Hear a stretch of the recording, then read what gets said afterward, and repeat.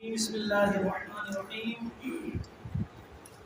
الحمد لله رب العالمين والصلاة والسلام على أشرف الأنبياء والمرسلين وعلى آله الطيبين الطاهرين. أما بعد، قال الله تعالى: إن الله يحب التوابين ويحب المتطهرين. آمنت بالله صدق الله مولانا العلي العظيم. ایک دفعہ پھر آپ سب تمام دوست احباب کو اور دین کو میرے نوجوانوں کو آج کی اس خوبصورت محفل ذکر کے بعد سجنے والی درس و تدریس کی اس محفل میں خوش آمدید کہتے ہیں. کچھ اس طرح سے پیوستہ باب طہارت کے موضوع پر انشاءاللہ ہم آج پھر تھوڑا بہت گفتگو کریں گے. پچھلے درس میں اللہ رب العزت کی اس فرمان کی روشنی میں وضو کی کچھ واجبات آپ لوگوں کے گوش گزار کرنے کی سعادت حاصل کی تھی. آج اس سلسلے کو ہم آگے بڑھا رہے ہیں. اللہ رب العزت نے ارشاد فرمایا: ان اللہ یحب التوابین ویحب المتطہرین. بے شک اللہ توبہ کرنے والوں کو پسند فرماتا ہے اور پاک رہنے والوں کو چاہتا ہے. پھر طہارت باطنی کے بارے میں پچھلے دفعہ آپ لوگوں کو مختصر سا بیان کیا تھا. آج اس کے بعد طہارت ظاہر کے بارے میں جو وضو کے لوازمات ہیں اس میں سے کچھ حصہ آپ لوگوں کی گوش گزار کی تھی، اور آخر میں نتیجہ ہم نے یہ نکالا تھا کہ اللہ رب العزت اپنے بندوں کو پاک صاف رکھنا کیوں چاہتے ہیں، اس میں کیا فلسفہ ہے. تو آخر میں بتایا گیا تھا کہ ما یرید اللہ لیجعل علیکم من حرج ولکن یرید لیطہرکم ولیتم نعمتہ علیکم لعلکم تشکرون. یعنی اللہ تعالیٰ نہیں چاہتا ہے تمہارے اوپر کسی قسم کی مشقت ڈالنے کو، اللہ تعالیٰ تمہارے اوپر کسی قسم کی کوئی امتحان ڈالنے کو اللہ رب العزت نہیں چاہتا. ولیکن یرید لیطہرکم، بلکہ اللہ چاہتا ہے لیطہرکم کہ تم پاک صاف رہیں. کیوں؟ ولیتم نعمتہ، تاکہ اس کے نعمتوں کو تمہارے پر پورا کیا جائے. لعلکم تشکرون، تاکہ تم خدا کا شکر گزار بن جاؤ. تو اللہ کی شکر گزار بننے کے لیے، اللہ رب العزت کی نعمتوں کی تکمیل کے لیے ہمیں باطناً اور ظاہراً دونوں صورتوں میں جو ہے ہمیں پاک صاف رہنا، یعنی طہارت صغریٰ اور طہارت کبریٰ دونوں کے اوپر مداومت حاصل کرنا ہمارے لیے ازحد ضروری ہے. تو ظاہریت و علی نوعین، پچھلے دفعہ ادھر بھی اور ہمدانی طور میں بھی میں نے طہارت باطنی کے اوپر، طہارت باطن کے اوپر تھوڑی سی گفتگو کی تھی. تو ہمارے لوگوں نے اس کو کچھ اور رنگ دینے کی کوشش کی. درس نہیں ہو گیا، یہ تقریر ہو گیا کہہ کر کے. بہرحال ہمارے لیے علماء فکریہ ہے، ہم اصل میں گفتگو کو غور سے سننا ہی پسند نہیں کرتے ہیں، اوپر سے ہم نتیجہ اخذ کرتے ہیں. ایسی بات نہیں ہے. طہارت باطن بھی ہمارے طہارت کا اہم ترین جز ہے. اگر طہارت باطن نہ ہو تو آپ کی ظاہری طہارت سے آپ کی وہ فوائد اور آپ کو ثمرات حاصل نہیں ہو سکتے. تو پچھلی دفعہ ہم نے ہماری قوم میں طہارت باطن کے اوپر تھوڑی سی گفتگو کی تھی، لیکن اس کو کچھ اور رنگ دینے کی کوشش کی. آج ہم جو ہے طہارت ظاہر کے اوپر گفتگو کر رہے ہیں. طہارت ظاہرہ، طہارت ظاہریت والعلم ہے. طہارت ظاہری کی دو قسمیں ہیں. پہلے کہا تھا طہارت کی ہی دو قسمیں ہیں، ایک باطنی طہارت ہے، ایک ظاہری طہارت ہے. لیکن اب یہاں پہ ظاہری طہارت کی پھر دو قسم ہے. وہ کیا ہے؟ صغریٰ و کبریٰ. ایک چھوٹی طہارت ہے اور ایک بڑی طہارت ہے. چھوٹی طہارت یعنی وضو کو کہتے ہیں اور بڑی طہارت غسل کو کہتے ہیں. ففی الصغریٰ، بس وضو میں وجبت النیہ، نیت کرنا واجب ہے. تمام مکاتب فکر سے ہٹ کے سہیل اور بخشی تعلیمات کے مطابق وضو کا جو انداز ہے، وضو کا جو طریقہ ہے، وہ الحمدللہ جو ہمارے اندر ہے وہ کہیں پر کسی کے پاس بھی نہیں. اس لیے نہیں ہے کہ یہاں پہ سب سے پہلے آپ کو بتایا گیا کہ سب سے پہلے جو ہے وجبت النیہ، نیت کرنا واجب ہے. باقی تمام مسلمان وضو کرتے اس میں کوئی شک کی بات نہیں ہے، لیکن وضو کے لیے پراپر کوئی نیت نہیں ہوتا ہے. لیکن ہماری باقاعدہ نیت ہے، اور نیت کے الفاظ بھی واضح ہیں جو سرکار دو عالم صلی اللہ علیہ وآلہ وسلم نے اپنی حیات طیبہ میں، چونکہ آپ کا ہر قول جو ہے عربی میں ہوا کرتا تھا، ہر دعا عربی میں ہوا کرتا تھا، تو آپ نیت بھی عربی میں کرتے تھے. تمام اعمال کی نیت جو ہے نا آپ عربی میں کرتے تھے. وہی عربی والا نیت سینہ بسینہ پاس ہوتا ہوا چلتا چلتا آج ہم تک پہنچا ہے، یہ ہماری خوش قسمتی کی بات ہے۔ تو یہاں پر جو بہت سے متاثرین سید العارفین میر سے محمد علیہ میر سے محمد فضل الرحمن ہے، کہتا ہے کہ شروع میں آپ لوگوں کو کیا تھا بتایا تھا کہ میں شریعت محمدیہ کو ہو بہو بیان کر رہا ہوں شارع علیہ السلام کے زمانے میں جس طرح سے رائج تھا۔ ابھی یہاں سے آپ کو ثابت ہو جائے گا حضور صلی اللہ علیہ وسلم کے زمانے میں ہر اعمال کی نیت جو ہے عربی میں ہوا کرتے ہیں۔ تو وضو کی نیت بھی عربی میں ہے۔ آپ فرماتے ہیں وہی ان تقول فی قلبک، یہ کہ تو اپنے دل میں کہے اتوضا، میں وضو کرتا ہوں، لرفع الحدث، ناپاکی کو دور کرنے کے لیے، واستباحۃ الصلاۃ، نماز کو درست کرنے کے لیے، مباح کرنے کے لیے، لوجوبہ، واجب ہونے کی بنا پر، قربۃ اللہ، اللہ کا قرب حاصل کرنے کے لیے۔ اب یہاں پہ بات یہ ہے کہ کوئی آپ سے پوچھے کہ بھائی وضو کیوں کرتے ہیں، تو اس میں یہ 3-4 سوالات کا جواب آپ کو ملے گا۔ وضو کیوں کرتے ہیں؟ وضو لرفع الحدث، ناپاکی کو دور کرنے کے لیے کرتے ہیں۔ اچھا، پھر ناپاکی کو دور کیوں کرتے ہیں؟ ناپاکی کو اٹھا کے کیوں نہیں رکھتے ہیں؟ واستباحۃ الصلاۃ، تاکہ آپ کی نماز درست ہو، نماز کو مباح کرنے کے لیے، نماز کو درست کرنے کے لیے۔ اور نماز کیوں پڑھتے ہیں؟ لوجوبہ، واجب ہونے کی بنا پہ پڑھتا ہے بھائی۔ ہاں، نماز کیوں پڑھتے ہیں؟ ہمارے پر فرض ہے اس لیے ہم نماز پڑھتے ہیں۔ اچھا، نماز کے فائدے کیا ہے؟ قربۃ اللہ، اللہ تعالیٰ کا قرب حاصل کرنا۔ یہ ساری چیزیں ہماری نیت کے اندر موجود ہیں۔ اتنا خوبصورت جامع آپ کو نیت کہاں سے ڈھونڈ کے لائے، آپ کو کہیں سے بھی نہیں مل سکتا ہے۔ لیکن جس کے پاس جو اچھی چیز ہوتی ہے اس کو اس کا قدر نہیں ہوتا ہے، جس کے پاس جو اچھی قدر والی چیز ہوتی ہے اس کو اس کا قدر نہیں ہوتا۔ یہاں پہ فرماتے ہیں کہ اگر اس نیت کو اپنے دل میں پڑھنے کے ساتھ ساتھ وہی جرب علی لسانک، تو اپنے زبان پر بھی جاری کر، ہاں جی، مع القلب، دل میں سوچنے کے ساتھ ساتھ، تو فصواب، یہ زیادہ بہتر ہے۔ لیکن آپ زور سے نہیں پڑھیں گے، اس کا مطلب یہ ہے کہ زبان میں جاری کرنا تو آتا وَالزَّوْ لِرَبِّ الْعَدَسِ، باقی دنیا والے بھی آپ کی آواز کو سنیں، ایسا نہیں۔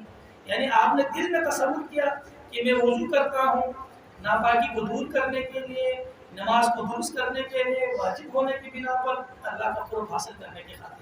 یہ آپ نے دل میں تصور کرنے کے ساتھ ساتھ اگر آپ زبان پہ بھی ہلکے سے اگر آپ جاری کریں گے تو یہ صورت آپ فرماتے ہیں بہت بہتر صورت ہے۔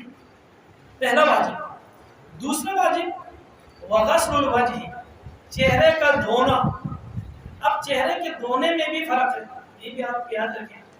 بعض لوگوں کے نزدیک جو ہے چہرہ ایک ہاتھ سے دھونا چاہیے، 2 ہاتھ سے نہیں دھونا چاہیے۔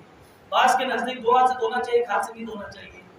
اچھا، طریقہ الگ الگ ہے، لیکن حضور صلی اللہ علیہ وسلم کے زمانے میں جو ہے یہ چہرہ دھونے کے لیے کوئی ایسا اختلاف والی بات نہیں تھی، 1 ہاتھ یا 2 ہاتھ والی بات نہیں تھی، چہرہ دھونے کا حکم تھا۔ تو یہاں پہ شاہ سید محمد فضل الرحمن نے آپ کو بتایا کہ چہرے کو دھونا کہاں سے کہاں تک ہے، چہرے دھونے کا جو حدود ہے، چہرے کا حدود ہے وہ کدھر سے کدھر تک ہے، کیا منہ سے اوپر کا ایسا ہے، آدھا چہرہ دھونا ہے، پورا چہرہ دھونا ہے، پیشانی کو دھونا نہیں دھونا ہے؟ تو آپ فرماتے ہیں، اس کا حد بیان کرتے فرماتے ہیں وَهُوَ مِنْ بِدَایَةِ الْجَبْهَةِ إِلَى نِهَایَةِ الذَّقَنِ، پیشانی کے ابتدا سے لے کر نہایت الذقن، آپ کے تھوڑی کے آخری حصے تک، قدری کوسکی کو قدرت کو گاما شاید پر کو بیو واجبین، ہاں جی، وما بین الاذنین، اور ایک دونوں کانوں کے درمیانی حصہ، ادھر سے جو بھی پیشانی کے بعد ہونے کی جگہ سے تھوڑی کے آخر تک، دونوں کانوں کے درمیانی حصے کو جب آپ دھوئیں گے تو چہرے کا کوئی حصہ ایک بار برابر بھی خشک رہنے نہ پائے، ٹھیک ہے جی، یہ چہرے کا حد ہے۔ من منبت الشعر اللحیتی الى منبت الاخر، یعنی یہ داڑھی کے بال اگنے کی ایک سرے سے داڑھی کے بال اگنے کی دوسرے سرے تک، ہاں جی، بِأَيِّ طَرِيقٍ تُرِيدُ غَسْلُهُ، جس طریقے سے تو دھونا چاہے دھو لے، بیدن، ایک ہاتھ سے دھو لے، اور بیدین، دونوں ہاتھ سے دھو لے۔ آپ کے لیے یہ نہیں بتایا کہ آپ ایک ہاتھ سے دھوئیں گے تو آپ کی وضو ہوگا، 2 ہاتھ سے دھوئیں گے تو نہیں ہوگا، 2 ہاتھ سے دھوئیں گے تو وضو نہیں ہوگا، 1 ہاتھ سے دھوئیں گے نہیں۔ فرمایا کہ بیدن اور بیدین، ایک ہاتھ سے دھو لے یا دونوں ہاتھ سے دھو لے، چہرہ دھونا مقصد ہے۔ بِأَيِّ طَرِيقٍ تُرِيدُ، جس طریقے سے تو چاہے، اگر آپ چہرے کو ہی جو ہے کسی آبشار کے نیچے رکھ کے دھونا چاہے، پائپ کی ٹوٹی کے نیچے رکھ کے دھونا چاہے تو بھی آپ دھو سکتے ہیں۔ آپ نے چہرہ دھونا ہے، اس کے لیے 1 ہاتھ یا 2 ہاتھ کی ضرورت نہیں ہے، بلکہ یہ ہے کہ آپ کا چہرے کا جو حدود بیان کیا گیا ہے وہ آپ مکمل کر کے دھوئیں. تو یہ ہے جی وضو کی دوسرا بات. اچھا اس میں آگے فرماتے ہیں او بحفاظت الماء من وعاء، یعنی پانی کو آپ بہائے کسی برتن کے ذریعے سے. ہاں جی مگے سے آپ کے اوپر پانی ڈال دیں، پورا لوٹے سے آپ پانی ڈال دیں، کسی برتن سے آپ پانی ڈال دیں، جس طرح سے آپ غیری ہے جس طریقے سے دھونا آپ بولے. وعلم تو جان لے ان تقلیل اللحیۃ لاستعابها، داڑھی میں خلل کرنا جو ہے یہ پانی پہنچانے کے لیے. تو جن لوگوں پہ داڑھی ہے اللہ کے فضل و کرم سے اچھا یہ خلل کرتے ہیں، ان کو ایک تو داڑھی رکھنے کا ثواب ملے گا اور داڑھی کو دھونے کا الگ سے ثواب ملے گا. خلل کرنا یہ سنت ہے، اس کا الگ سے ثواب ملے گا. اب جس کا ہے ہی نہیں ہے تو وہ خلل کیا کرے گا، تو اس کو ثواب کہاں سے ملے گا. ہاں جی تو کوشش کریں کہ ہمارے دنیا سے گزرنے سے پہلے جو ہے اللہ کے رسول کی اس پیاری سی خوبصورت سی سنت کو جو ہے اپنے چہرے پہ سجا لیں. موت کا کوئی بھروسہ نہیں ہے. جب انسان دنیا سے اٹھتا ہے اس حالت میں اگر اٹھے تو یقین جانے وہ جتنا اچھا آدمی کیوں ہو، اللہ کے رسول کی بارگاہ میں سامنے جاتے اس کو شرمندگی ضرور ہوگی، اس کو بہت زیادہ شرمندگی ہوگی. وہ سوچیں گے کہ میں کس منہ سے آتا ہے دو جہان کے سامنے کہ ساری زندگی میں آپ کی اس سنت کی میں توہین کرتے رہا ہوں، آپ نے کیا بولے کر کے. ہاں جی تو کم سے کم ہمیں بعزت مسلمان اور آقا دو جہان صلی اللہ علیہ وسلم کی امتی ہونے کے ناطے جو ہے ہمیں اس سنت کا پاس رکھنے کی ازحد ضرورت ہے. اور یہاں پر فرماتے ہیں کہ فَإِن تَيَقَّنْتَ بِالِاسْتِعَابِ فَلَا حَاجَةَ إِلَىٰ تَقْلِيلِهَا، اگر تجھے یقین ہو چلے کہ پانی آپ کے ہر بال کے نیچے تک پہنچ گئے ہیں، پورا چہرہ آپ کا ڈھانپ لیا ہے، تو پھر آپ کو خلل کرنے کی ضرورت نہیں ہے. یہ ہو گیا جی دوسرا واجب. ٹائم کیا ہوا جی؟ کتنا منٹ ہو گیا جی؟ آپ 12 منٹ. چلے تھوڑا سا ابھی اور پڑھتے ہیں تاکہ آپ کو زیادہ بور نہ ہو. ہاں جی پھر تیسرا واجب، وضو کے 7 واجبات ہیں، یہ آپ کو یاد رکھیں. 7 واجب میں سے پہلا واجب آپ نے پڑھا نیت. نیت کب کرتے ہیں، کیسے کرتے ہیں، یہ آپ کو ذہن نشین ہو گیا. پھر اس کے بعد دوسرا واجب چہرے کو دھونا ہے. چہرے کو کہاں سے کہاں تک دھوتے ہیں، اس کا حدود کیا ہے، کیسے دھوتے ہیں، یہ آپ کو پتہ چل گیا. اب تیسرا جو واجب ہے وہ ہے جی ہاتھوں کا دھونا. ہاں جی وہ ہے ہاتھوں کا دھونا. وغسل الیدین بأی طریق ترید، اس میں بھی آپ فرماتے ہیں کہ ہاتھوں کو دھو لے جس طریقے سے بھی چاہے دھو لے. چونکہ بعض لوگوں کا خیال یہ ہے مکاتی فکر کا کہ پانی اوپر سے نیچے کو ڈالے، نیچے سے اوپر کو نہ چلے. وہ یہاں تک احتیاط کرتے ہیں کہ کوئی بال اوپر کو نہ اٹھے، یوں ہاتھ اوپر لے جاتے ہیں، اوپر سے نیچے لاتے ہیں. تو بعض کے نزدیک جو ہے اوپر سے نیچے دھونا ہی بہتر ہے. لیکن یہاں پہ غسل و تفریق سید العارفین میر سے محمد عباس فرماتے ہیں کہ بأی طریق ترید، تم جس طریقے سے چاہے دھو لے. جی دھونا کہاں سے کہاں تک ہے یہ بیان کیا. من رؤوس الاصابع الى المرافق، یعنی انگلیوں کے سرے سے لے کر کے آپ انگلیوں کی سرے دھو لے.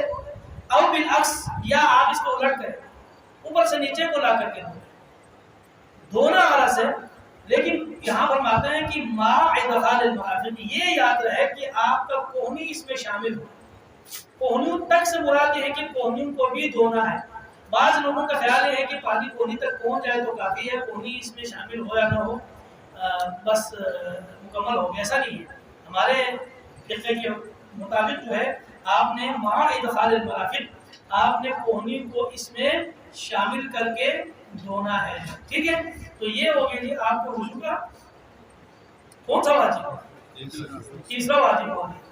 تو مزید جو ہے 4 واجبات رہتے ہیں.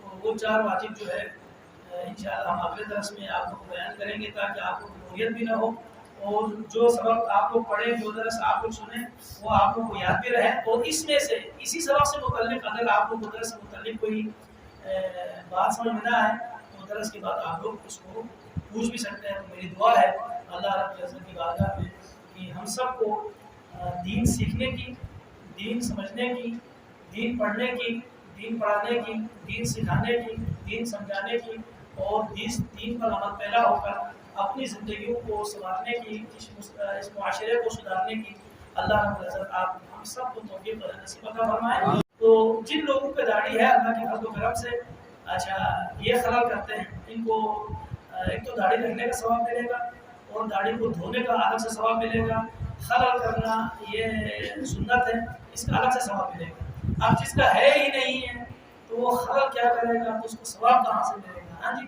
تو کوشش کریں کہ ہمارے دنیا سے گزرنے سے پہلے جو ہے اللہ کے رسول کی اس پیاری سی خوبصورت سی سنت کو جو ہے اپنے چہرے پہ سجا لیں۔ موت کا کوئی بھروسہ نہیں ہے، جب انسان دنیا سے اٹھتا ہے اس حالت میں اگر اٹھے تو یقین جانے وہ جتنا اچھا آدمی کیوں ہو، اللہ کے رسول کی بارگاہ میں سامنے جاتے اس کو شرمندگی ضرور ہوگی، اس کو بہت زیادہ شرمندگی ہوگی۔ وہ سوچیں گے کہ میں کس منہ سے آتا ہے دو جہان کے سامنے کہ ساری زندگی میں آپ کی اس سنت کی میں توہین کرتے رہا ہوں، آپ نے کیا بولے کر کے ہاں جی۔ تو کم سے کم ہمیں بعزت مسلمان اور آقا دو جہان صلی اللہ علیہ وسلم کی امتی ہونے کے ناطے جو ہے ہمیں اس سنت کا پاس رکھنے کی ازحد ضرورت ہے۔ اور یہاں پہ فرماتے ہیں کہ فَإِن تَيَقَّنْتَ بِالِاسْتِعَابِ فَلَا حَاجَةَ إِلَىٰ تَقْلِيلِهَا، اگر تجھے یقین ہو چلے کہ پانی آپ کے ہر بال کے نیچے تک پہنچ گئے ہیں، پورا چہرہ آپ کا ڈھانپ لیا ہے، تو پھر آپ کو خلل کرنے کی ضرورت نہیں ہے۔ یہ ہو گیا جی دوسرا واجب۔ ٹائم کیا ہوا جی؟ کتنا منٹ ہو گیا جی؟ آپ 12 منٹ۔ چلے تھوڑا سا ابھی اور پڑھتے ہیں تاکہ آپ کو زیادہ بور نہ ہو۔ ہاں جی، پھر تیسرا واجب، وضو کے 7 واجبات ہیں، یہ آپ کو یاد رکھیں۔ 7 واجب میں سے پہلا واجب آپ نے پڑھا نیت۔ نیت کب کرتے ہیں، کیسے کرتے ہیں، یہ آپ کو ذہن نشین ہو گیا۔ پھر اس کے بعد دوسرا واجب چہرے کو دھونا ہے، چہرے کو کہاں سے کہاں تک دھوتے ہیں، اس کو حدود کیا ہے، کیسے دھوتے ہیں، یہ آپ کو پتہ چل گیا۔ اب تیسرا جو واجب ہے وہ ہے جی ہاتھوں کا دھونا۔ ہاں جی، وہ ہے ہاتھوں کا دھونا۔ وغسل الیدین بأی طریق ترید، اس میں بھی آپ فرماتے ہیں کہ ہاتھوں کو دھو لے جس طریقے سے بھی چاہے دھو لے، چونکہ بعض لوگوں کا خیال یہ ہے مکاتب فکر کا کہ پانی اوپر سے نیچے کو ڈالے، نیچے سے اوپر کو نہ چلے، وہ یہاں تک احتیاط کرتے ہیں کہ کوئی بال اوپر کو نہ اٹھے، یوں ہاتھ اوپر نہیں لے جاتے، اوپر سے نیچے لاتے ہیں۔ تو بعض کے نزدیک جو ہے اوپر سے نیچے دھونا ہی بہتر ہے، لیکن یہاں پہ غسل و تفریق سید العارفین میر سے محمد عباس فرماتے ہیں کہ بأی طریق ترید، تم جس طریقے سے چاہے دھو لے جی۔ دھونا کہاں سے کہاں تک ہے یہ بیان کیا، من رؤوس الاصابع الى المرافق، یعنی انگلیوں کے سرے سے لے کر کے آپ کوہنی کی سمت دھو لے، او بالعکس، یا آپ اس کو الٹ کریں، اوپر سے نیچے کو لا کر کے دھونا غرض سے۔ لیکن یہاں فرماتے ہیں کہ ما ادخال المرافق، یہ یاد رہے کہ آپ کا کوہنی اس میں شامل ہو۔ کوہنیوں تک سے مراد یہ ہے کہ کوہنیوں کو بھی دھونا ہے۔ بعض لوگوں کا خیال یہ ہے کہ پانی کوہنی تک پہنچ جائے تو کافی ہے، کوہنی اس میں شامل ہو یا نہ ہو بس مکمل ہو گیا، ایسا نہیں ہے۔ ہمارے فقہ کے مطابق جو ہے آپ نے مع ادخال المرافق، آپ نے کوہنی کو اس میں شامل کر کے دھونا ہے، ٹھیک ہے۔ تو یہ ہو گیا جی آپ کو وضو کا کون سا واجب؟ تیسرا واجب ہو گیا۔ تو مزید جو ہے 4 واجبات رہتے ہیں، تو وہ 4 واجب جو ہے انشاءاللہ ہم اگلے درس میں آپ کو بیان کریں گے تاکہ آپ کو بوریت بھی نہ ہو، اور جو سبق آپ لوگ پڑھیں، جو درس آپ لوگ سنیں وہ آپ لوگ کو یاد بھی رہے۔ اور اس میں سے اسی سبق سے متعلق اگر آپ لوگ کو درس سے متعلق کوئی بات سمجھ میں نہ آئے تو درس کے بعد آپ لوگ اس کو پوچھ بھی سکتے ہیں۔ تو میری دعا ہے اللہ رب العزت کی بارگاہ میں کہ ہم سب کو دین سیکھنے کی، دین سمجھنے کی، دین پڑھنے کی، دین پڑھانے کی، دین سکھانے کی، دین سمجھانے کی، اور دین پر عمل پیرا ہو کر اپنی زندگیوں کو سنوارنے کی، اس معاشرے کو سدھارنے کی اللہ رب العزت آپ ہم سب کو توفیق نصیب عطا فرمائے۔